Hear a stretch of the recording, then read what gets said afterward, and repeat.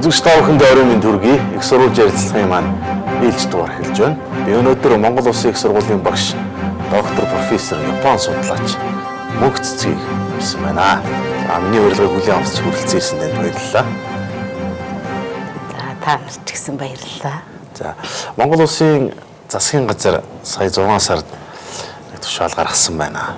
Нүүхээр Монголын их хаан хувлаа 800 жилийн ойтой холбогдуулан олон төрлийн арга хэмжээ уулзалтуудыг зохион байгуулъя гэж шийдвэрлсэн байна. Тэгэхээр хувлаа хаан 1215 оны 9-р сарын 23-ны өдөр төрсөн гэсэн юм түүхэнд бичигдсэн байдаг юм байна шүү дээ. Тэгэхээр энэ ой чухам ямар ажил хөтөлтөө та тайлбарлаа. Тэгээ одоо энэ сая энэ өөрөө бас сая хэллээ 2015 оны 6 сард одоо Монгол Улсын засгийн газраас хувлаа хааны мэндэлсний 800 жилийн ойг тэмдэглэн өнгөрүүлэх юм шийдвэр гаргасан.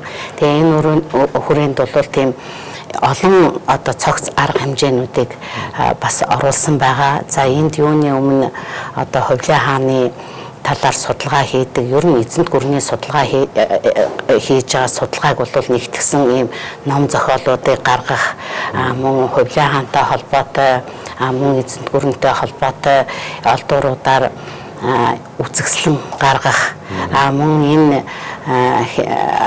арга хэмжээний хүрээнд олон улсын эрдэм шинжилгээний хурлыг зохион байгуулах гэсэн ийм олон арга хэмжээнүүдийг бол авч байгаа. Тэгээ саяхан одоо олон улсын эрдэм шинжилгээний хурал бол болсон хувлаа хааны. Энэ хурал бол ер нь хувлаа хаан түүний одоо хэрэгжүүлсэн арга хэмжээ, бодлого Монголын эзэнт гүрний талаар ер нь хувлаа хааныг голлсон тухайлсан ийм олон улсын эрдэм шинжилгээний хурал бол бараг анх удаа хийгдэж байгаа. Түүнээс биш бусад одоо эзэнт гүрний хурлуудад бол орж байсан ч гэсэн тухайлсан нь бол энэ одоо анх удаа гэж хэлж болно. Хувлаа хаан бол Чингис хааны ач хүү. Чингис хааны баг хүүгийн хүү. Тийм ээ 1215 онд төрсөн гэхээр Чингис хааныг таалт төгсөх үед 12 настай байсан байж таарах нь тийм ээ. Тийм байна. Тийм.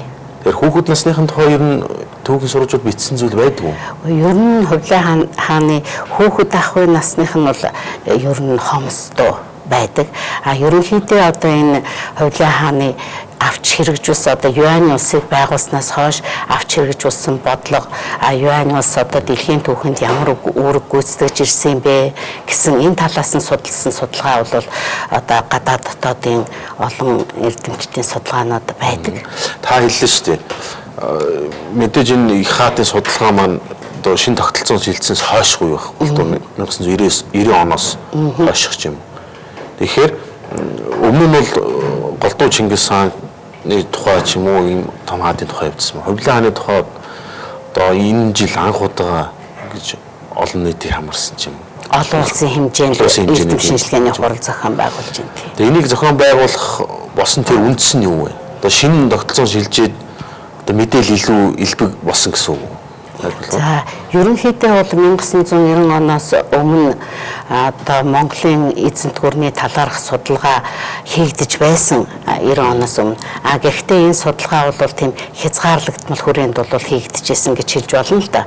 Яагаад гэхээр одоо дэлхийн хэмжээний дэлхийн талыг эзэнсэн ийм эзэнт улсыг байгуулсан монголчуудын одоо энэ бүх үйл ажиллагаа бодлоготой холбоотой энэ материал хэрэглэгдэхүүнүүд бол дэлхийн олон оронд тартсан олон оронд бол байж идэг. Тийм болохоор 90 оноос өмнө ингээд аваад үзэхээр тэдгээр олон улс оронд байдаг материалуудтай тэр болгон Монголын судлаачид очиж үзэж танилцах тийм боломж бол байгаагүй. 90 оноос хойш болоод ирэхээр одоо судлаачид өөрсдийнхээ хийж байгаа судалгааны чиглэлээр одоо холбогдох материалыг үзэх боломж бол нээлттэй болсон. Тийм болохоор одоо манай түүхчид гадны одоо тэр өөрийнхөө түүхтэй холбоотой материалуудтай танилцахаар их явдаг болж мөн хамтарсан судалгаа гадаадын улс орнуудтай хамтарсан судалгаа хийдэг болж тэрний үр дүнд бол энэ Монголын эзэнт гүрний үеийн судалгаа урд өмнөх үеийнхээ бодвол хүрээн тэлсэн агуулгын гүнзгийрсэн урд өмнө бас ингээд үзэжсэн тайлбар бол тайлбар гэх юм уу дүгнэлт эсвэл өөр байр сууриас асуудлыг авч үзэх ч юм уу ийм тал руугаа одоо болж ирсэн. Санаа үзэгчтэй та бүхэнд удаагийн хуралд бол олон улс орноос ирж ховлын одоо явуулсан бодлого мөн тэр дэлхийн түүхэнд гүйцэтгэжсэн өөргүүд энэ талаар сонирхолтой сайхан илтгэлүүд тавьсан. Тэгээд энэ эргээд манай одоо энэ эзэнт гүрэн тухайлбал Юань улсын судалгааг улам гүнзгийрүүлэхэд их ач холбогдолтой ийм хурал болсон. Таны Япон улсад хэдэн жил сурч багшлав? Би бол ер нь анх Монгол улсад Японы хэлийг зааж эхэлсэн 1975 оноос зааж эхэлсэн. 75 оноос Монгол улсын их сургуульд 40 жил одоо бид нар бас 40 жилийнхаа ойг тэмдэглэх гээд ямар ч байсан 40 жилийн хугацаанд бас тодорхой хэмжээний бас нэг ололт бас олсон байх жишээтэй. Тэгээ тэрийгээ бас тэрэндээ бас бид нар одоо дэм шинжилгээ хийх цаашдаа бас одоо энэ ямар чиглэлээр цаашдаа хөгжиж болох вэ энэ талаараа бас харилцсан санаа оноогоо солилцох ийм бас нэг ойн жил болж байгаа. Тэгээд тэр үед 75 онд анх Япон хэл сонгоноор сурч исэн. Тэгээд тэрнээс хойш их сургуулаа төгсөөд Шилхооны академийн түүхийн хүрээлэнд очиж ажиллах болсон. Тэгээд тэр нь юутай холбоотой юм гэхээр тэр үед түүхийн хүрээлэнгийн захирал академич иш нацагд орж гэдэг бидний багш одоо захирал байсан. Тэгээд тэр захирал хэлэхдээ за чи юу хэлний хүн тийм үү? Хэлний хүн. Тэгвэл өөрийг чинь түүхч болгож аавна. Яагаад гэвэл Япон хэл дээр маш олон Монголын түүхтэй холбоотой их тийм сурвалж хэрэглэгдэхүүн судалгааны бүтээлүүд байдаг. Түүнтэй бид нар бас танилцах ёстой. Тийм болохоор тэрний үр дүнг бас Монголын судалгааны одоо эргэлтэнд оруулах ёстой юм. Тэгээд Япон хэлтэй түүхч бэлтнэ гэдэг. Тэгээд тэр нэг бодлогын юугаар очиж одоо хэлний хүн байсан боловч түүхийн хүрээлэнд бас 10 гаруй жил ажиллав. Үндэсний захиалгаар тэр үедээ бас нэг тийм социализмын үед тэгж мэрэгчлэтнүүдийг бэлтгэжсэн. Тэгээд энд нэг ховлын хааны тухай ярьж байгаа. За яг зөвхөн Монголын би өмнө түүхчтэй ярилцлага хийж байсан. Ховлын хаан Монгол улс мандран бодрох байсан тэр Монгол улс нийслэлийн урагшаа хятад руу авч шилжүүлсэн гэж ярьдаг. Ховлын хаан яг хаан ширэг залгамжлах хэрэгтэй байсан ариг бүх гэж ярьдаг тийм. Ариг бүх бол ховлын төрсөн дүү юм. Төрс ах нь уу? Дүү. Төрсөн дүү. Тэгээ яагаад ховлын хаан Монголын хаан ширэг би хаан ширэнд суух ёстой гэж хэлсэн бэ тийм.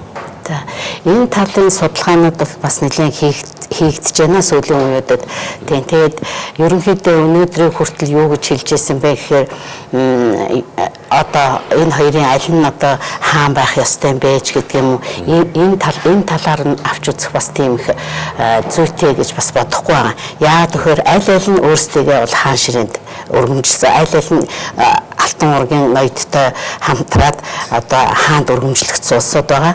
Нэг нь Ховлын хаан болохоор 1260 онд Шандууд хаанд өргөмжлөгдсөн байх жишээтэй 3 сард тэгтэл 1260 оны 5 сард нь болохоор ариг бух өөрийгөө одоо хаанд өргөмжилсэн байж ах жишээтэй. Тэр 2 сарын дараа 2 хаан болол гарч ирсэн юм байгаа. Тэгээд хэргийн явцад одоо тэр чинь нэг хаан байх одоо ийм юу учиртай ингэж болж ирнэ.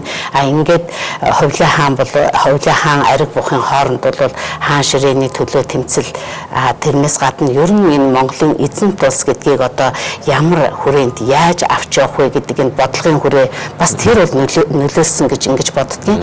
Ингээ Ховлын хаан ариг бух нарын хооронд энэ тэмцэл 64 оноор одоо дуусч 64 онд Ховлын хаан бол Юань улсын одоо хаан болон өргөмжлөгдсөн юм байдаг. Ах トゥ хоёр хоорондоо байлсан. Түүхтэй. Шамдуу гэдэг нь одоо хаан одоогийн өвөр Монголын нутаг байгаа. Тэр нь 1260 онд тэнд хаанд өргөмжлөхтэй тэнд нийслэл болгосон байгаа. Тэгээ 1264 онд болохоор нийслэл Янжин гэдэг газар шилжүүлсэн байдаг. Тэр нь бол одоогийн Бээжингийн ойролцоо. Тэгээ 64 оноос 1271 он хүртэл Шинээр хот, Янжингийн ойролцоо Шинээр хот байгуулсан. Тэр нь бол одоогийн Бээжин хотын одоо суурь нь болсон гэж үздэг. Тийм. Тэгээ энд бас тайлбарлалт жишээ нь Хятадууд Хувлын хааныг манай улс үндэстнийг нэгтгэхэд онцгой үр гүйцэтгсэн. За арайч Хятадын манай хаан гэж бичээгүй байгаа. Зүгээр интернетэд янз бүрийн хүмүүс бичээд байдаг болохос тийм. Гэхдээ манай Хятадыг нэгтгэсэн, Хятад үндэснийг нэгтгэсэн том хаан байна гэж ирсэн байна тийм. Тийм. За энэ дээр бол бас их олон талаас нь хандах ёстой юм байгаа. Тэгээд Хятадын хаан гэд яг өрөндийн зарим судлаачдын ном зохиол дээр ч гэдэг юм уу юань гэд ингээд хэлэхээр Хятадын юань ус ч гэдэг юм уу нэг иймэрхүү маягаар бичигдсэн ном зохиолууд бол байдгийн. Энд бол бид нар бас яагаад ингэж бичгэд хүрсэн бэ гэдгийг тайлбарласан судалгаанууд, шинжилсэн судалгаа бас байна. Тэгээд Хувлын хааны тухайд бол одоо өөрийнх нь гол зорилго нь юу байсан бэ гэхээр ерөөсөө өмнөд сүм улсыг гартаа оруулах ёстой.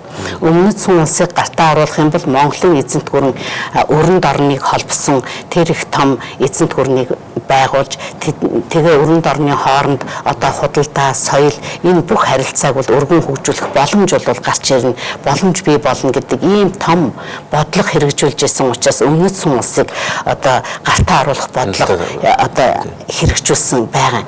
Тэгээд энэ хүрээндээ өөрөө одоо хар хоринд суучаал тэр том олон хүн амтай тэр хоол байгаа өмнөд сүм улсыг эндээс удирдах чиглүүлнэ гэдэг бол хэцүү. Улс төрийн төв одоо хар хоринд байхад бол хэцүү юм байгаа юм л да. Тэгээд тэр үүднээсээ өөр Шинээр одоо хот байгуулад тэндээ улс төрийнхөө төвийг хийгээд тэндээ төвлөд одоо өмнөд сүм улсыг иргэшээлдээ оруулах бодлого явуулсан байдгийг. Тэр хамгийн гол нь. Тийм учраас одоо нийслэлээ шилжүүлсэн гэж ярихаас илүүтэй яагаад Хувлын хаан одоо чухам одоо тэр Бээжинд төвлөж одоо энэ эзэнт гүрнийг удирдах болсон юм бэ гэдэг талаас нь авч үзэх юм бол нэгэн одоо тийм бодит ийм байдалд хүрэх ийм л юм байгаа. Тийм болохоор Хятад нутаг дээр нь удирдах. Тийм. Мэдээж Бээжин хар хормын хооронд бол зай байна тийм. Тэрнтэй холбоотой. Тэгээ яг одоо энэ саяын энэ юуны үеэр энэ айн арга хэмжээний үеэр нэг ийм ном гарсан байгаа. Энэ Хувлын хаан ба түүнийг залгамжлагчид гэдэг ийм каталог гарсан. Тийм үзэгчтэй бас харуулчих тийм ээ. За тийм. Энэ бол их гоё хэвлсэн ном байна. Хувлын хаан ба түүний залгамжлагчид. За энд бол баг Монголын түүхийн талаар бичдэг багш нар тийм ээ. Савар яруу хүн багш шүү. Зарим багш нарыг бол би таньж байгаа шүү. Худалдаанд бол гараагүй гэсэн тийм. Хараахан гараагүй бодоход удахгүй олон нийтийн хүртэл болно гэж бодож байна. Тийм. Бас удахгүй энэ том хааныхаа бас түүхүү замналыг харуулсан гоё номтой худалдаанд гарах юм байна. Тэгээ энд хамгийн гол нь Японы эзэн хааны ордонд байдаг. Яг тэр байлдан дагуулын үеийн гоё түүхэн зургууд байдаг гэсэн тийм ээ. Тэгэхээр та энэ зургуудын талаар ойлголцгоо. Ер нь ягаад та энэ Япон Монголын яг дундад зууны харилцааг судлах болов уу? За тэгэхээр нэгдүгээр би өөрөө чинь Япон хэлтэй хүн байна. Одоо академич нацагдаар захирал одоо тэр үүднээсээ л намайг бас бэлтгэсэн болохоор ямар ч үсэн энэ Япон хэлээр Японд байгаа одоо энэ сургуулж хэрэглэх хүн Монголын түүхтэй холбоотой дурсгал энэ бүх юмныг л бас нэг Монголынхаа уншигчдын хүртэл болгох юмсан энэ үеийн түүхийн судалгаанд багч гэсэн бас нэмэр оруулах юмсан гэсэн энэ үүднээс 13-14 дугаар зууны Монгол-Японы харилцаа гэдэг номыг 2004 онд гаргасан юм. Тэгээ энэ номыг гаргахынхаа өмнө 2002 онд одоо Япон улсад судалгаагаар очиод тэгээд тэнд байхдаа судалгаа хийж байхдаа одоо тэр Монголын дурсгалууд хаана байна вэ тэр газруудаар монголчуудын одоо давталгаанаа хийж исэн газрууд гээл одоо түүхэнд бичигддэг Цушима, Ики, Такашима гээл Хаката боломж гэдэг юм уу энэ газруудаар явж үзсэн. Тэгээд тэнд байгаа одоо судалгааны хэрэглэгдэхүүн мөн одоо тентхийн сүм хийдүүдэд байгаа бас энэ Монголын давталгаантай холбоотой олдуур мөн тухайн газруудад нь энд одоо монголчуудын давталгаан болж исэн газар гээд босгоцсон дурсгалын хөшөө мөн тэр Такашима аралд байгаа тэр юу Монголын түүхийн соёлын үеийн судалгаа тэр төвийн одоо бас яаж одоо далайн одоо археологийг хийж байгаа тэр археологоос Монголын түүхтэй холбогдолтой ямар олдурууд гарч ирж байгаа тэр олдурыг яаж одоо тэр хэдэн зуун жил далайн ёроолд байсан тэр олдуруудыг одоо судалгааны эргэлтэнд оруулахын тулд ямар одоо бас их нүр хөдөлмөр зарж тэр олдурыг одоо тэр нийтийн хүртэл болгох гэж зорж идэг энэ бүхнийг бол бас очиж харах шийтэй яа. Та түрүү надны зураг үзүүлсэн шүү дээ. Тийм. Яг энэ усан онгоцон дээр байгаа цэргүүдийн зурагтай. Тийм. Тэрийг энэ зургийг болохоор яг дундад 100 үе зурсан гэдэг байгаа тийм. Яг тулгуунд нь оролцсон өөрөө нүдээр харсан үү. Тэгэхээр тооны монголчуудын зэр зэвсэг, хоёуг дуулга, малгай толгой юу гэдгийг бүгдийг нь бол яг бодитоор төрсөн гэж хэлж болох юм. Болно энэ их сонирхолтой ер нь Монголын түүхтэй холбоотой сурвалж ичгүүд би түрүүн бас хэлжсэн гадны олон улс орнуудад байдгиймаа гэд. Тэгээд тэр орны нэг нь бол Япон улс гэж би бас боддгийм. Яагаад гэхээр Японы талаар Хувлаа хаан бол нэлээд бас бодлого хэрэгжүүлж исэн байдаг. Ингээд бодлогоо хэрэгжүүлээд тэр талаар Монголын түүхэнд бас заримыг нь бичсэн байдгийм. Тэгээд тэр бодлого нь яагаад ер нь яг Япон улстай харьцах гэдээсэн бэ гэсэн энэ асуудал түүхчдийн бас анхаарлыг татсаар ирсэн юм байсан. За тэр талаар бас дараа нь ярих байх гэж бодож байна. За тэр сая та нөгөө асуусан энэ хааны ордонд байдаг энэ юу Монголын давталгаантай холбоотой зурагт номын талаар ярьж өгнө гэж хэлсэн болохоор энийг би бас нэг жоохон тодруулъя гэж бодож байна. Тэр нь юу вэ гэхээр юунд одоо Японы эзэн хааны ордонд монголчуудын давталгааны зурагт ном гэсэн ийм хуйлмал ном хоёр хэсэг ийм хуйлмал ном байгаа. Нэг хуйлмал ном нь болохоор 20 гаруй метр урт, нөгөө хуйлмал ном нь болохоор 20 метр урт, өөрөөр хэлбэл 40 метр урт, өргөн нэг 40 бас нэг 40 см өргөнтэй ийм хуйлмал ийм юу зурагт ном байдгийг. Тэгээд тэр зурагт ном гэхээр ингээд маш урт, их урт. Ийм урт ийм. Тэгээд тэр нь болохоор хамгийн гол нь юу гэхээр түүний үн цэн нь юу байна вэ гэхээр 13 дугаар зууны дунд сүүлээр зурагдсан гэдэгтэй нэгдүгээрт үн цэн. Хоёрдугаарт энэ зурагт номыг зурулсан хүн нь Такесаки Суенага гэдэг одоо нэг Японы тийм цэргийн хүн байгаа. Тэгээд энэ цэргийн хүн одоо монголчууд давталсан 1274 он 1281 оны давталгаанд хоёуланд нь биеэр оролцсон ийм хүн монголчуудтай байлдаж байсан хүн. Тэгээ энэ зургийг ингээд зуруулсан зураад тэгээ бас тайлбар доор нь бичсэн ийм байж байгаа юм л та. Тэгээ ийм учраас нөгөө өөрөө оролцож явсан. Тэгээд дээр нь цаг хугацаа нэг их өнгөрөөгүй байхад одоо энэ ном бүтээгдсэн гэдгээрээ бол их ач холбогдолтой ийм ном байгаа. Тэгээ энэ зурагт номноос ингээ харахаар ер нь тэр хоёр талын байлдааны явц ямар байсан бэ? Судлаачид бол нэлийн бичдгээ одоо ийм одоо байлдаж байсан явцны ийм байдалтай байсан. Тэр юмнууд бол ер нь л энэ номонд багтаад орсон байж ах жишээ тий. Тэгээ зургаар илэрхийлсэн болохоор бас их ойлгомжтой. Тэндээс ингээ харахаар одоо Монголын цэргүүд ямар зэр зэвсэг хэрэгжилж ирсэн бэ? Байлдааных нь арга тактик ямар маягаар явагдаж ирсэн бэ? Ямар одоо хувцс хэрэглэлтэй байсан бэ?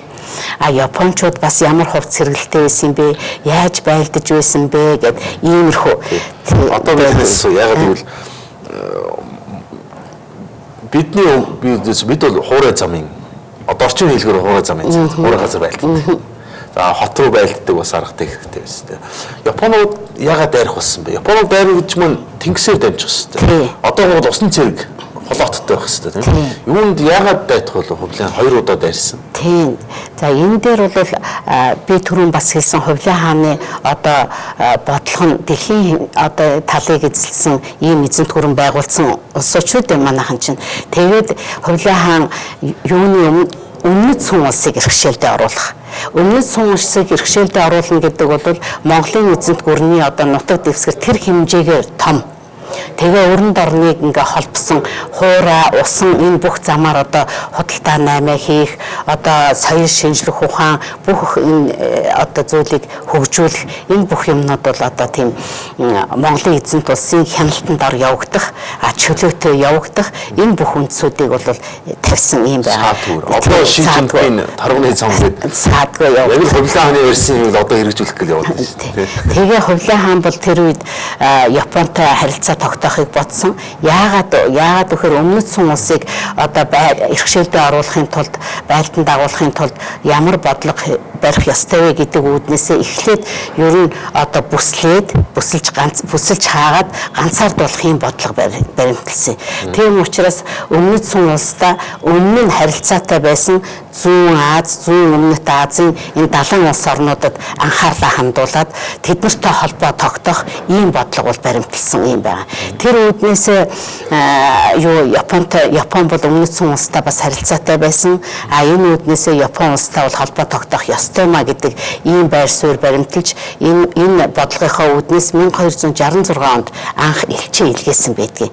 Энэ элчигээ илгээхдээ хаана одоо цэргийнх нь гол баазаа одоо байрлуулж ирсэн бэ гэхээр манайхан Корео гэж хэлдэг бас ихэнх одоо түүх судалгааны номонд гуйлан улс гэдэг ингээд явдгийг. Энэ гуйлан улс одоогийн Солонгосын хойгийн улс гэсэн үг.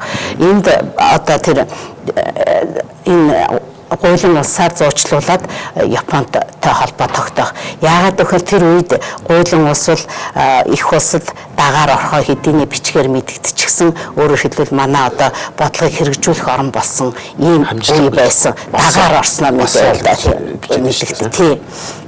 Тэгээд солонгосоор газарчлуулад өмнө нь бас Япон солонгос холбоотой байсан, усан замаар харилцдаг байсан. Японы одоо их газрын соёл бол солонгосоор бас ордог байсан. Ийм бас эртний харилцаатай юм уу сорнолтой энэ хоёр.